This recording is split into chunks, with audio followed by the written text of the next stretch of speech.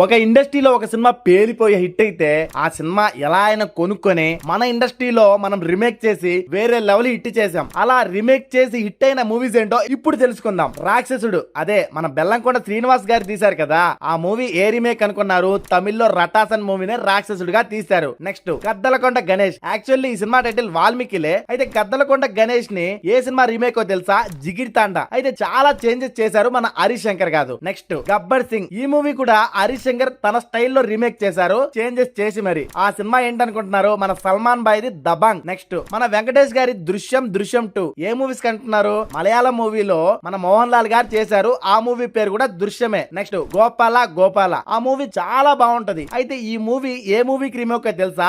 Oh my God. Next మన వెంకటేష్ గారి movie తీసిన బాడీ గార్డ్ ఉంది కదా, ఆ మూవీ కూడా మన సల్మాన్ గారు యాక్ట్ చేసిన వాంటెడ్ మూవీకి బాడీ గార్డ్ రీమేక్. ఇలా చాలా మూవీస్ రీమేక్ చేసి మంచి హిట్ అయితే కొట్టారు మన ఇండస్ట్రీ.